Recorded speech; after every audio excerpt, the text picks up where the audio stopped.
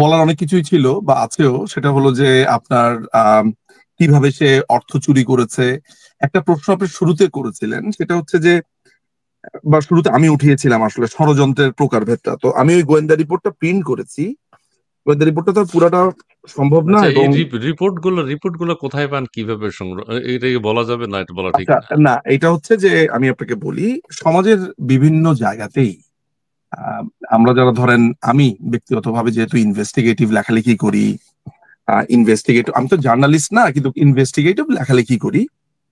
তো আমাদের অনেক জায়গাতে অনেক ধরনের সোর্স থাকে, একেবারে ধরেন ঝাড়ুদার পর্যন্ত থেকে শুরু করে সমাজের বিভিন্ন জায়গাতে নানান রকমের সোর্স রাখি। এটা সবারই থাকে যারা যারা এই ধরনের লেখালেখি করে। তো এই জায়গাগুলো নানান ভাবে সংগ্রহ করেছি, থাকে এবং জানতে পারি। তো সুতরাং আমার পক্ষে সেই সোর্স তো রিভিল করা সম্ভব না। তবে ইউনুসের ব্যাপারে আ- সবচেয়ে বড় ব্যাপার হচ্ছে যে এই ইউনুসের ব্যাপারে আজকে থেকে প্রায় 1.5 বছর আগে তার ব্যাপারে একটা দীর্ঘ রিপোর্ট এক জায়গা থেকে দেওয়া হয়েছিল। সেটা কোন জায়গা সেই নামও বলছি না, নাম বললেই আপনারা সেই সংস্থার প্রধানকে খোঁজা শুরু করবেন, ভাববেন, ফলে তার নামটাও সামনে চলে আসবে। একটা সংস্থা থেকে দেওয়া হয়, সেই রিপোর্টটা আমার কাছে আছে, বেশ একটা বড়সড় রিপোর্ট।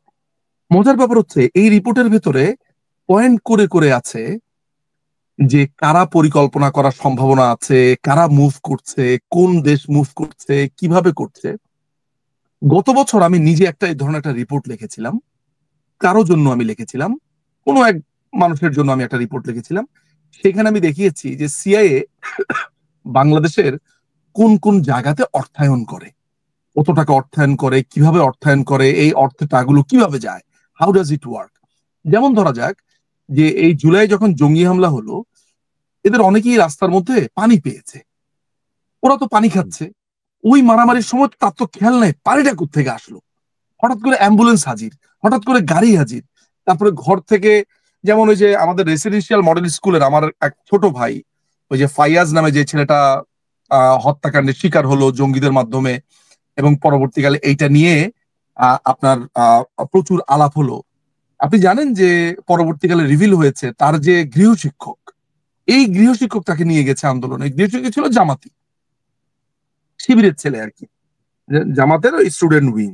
তো আমার কাছে যেই কাগজগুলো আছে সেখানে এত সুন্দরভাবে বিধৃত আছে যে তারা প্ল্যানটা কিভাবে করেছে। এখন আপনি প্রশ্ন করতে পারেন যে এত কিছুর পরেও গভর্নমেন্ট কেন এগুলো হলো না, সেটা কিন্তু আলাদা বিবেচনা।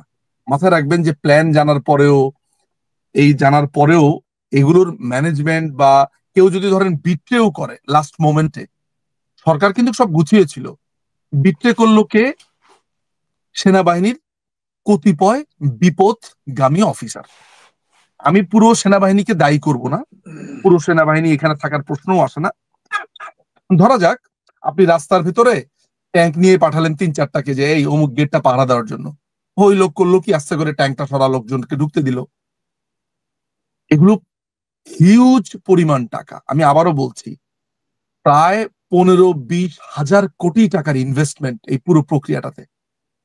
ইউনুস, আপনারা কি এটা জানেন যে ইউনুসের ফ্রান্সে প্রায় $2.5 বিলিয়ন ব্যবসা আছে? এখন আপনি আমাকে বলেন তো, যে পৃথিবীর 179টা দেশে গ্রামীণ ব্যাংকের মডেল আছে, এই গ্রামীণ ব্যাংকের যে মডেল, এটা তো রেজিস্টার্ড ট্রেডমার্ক। এই টাকাটা পাবে গ্রামীণ ব্যাংক, এই টাকাটার পার্সেন্টেজ ইউনুস পায় কেন?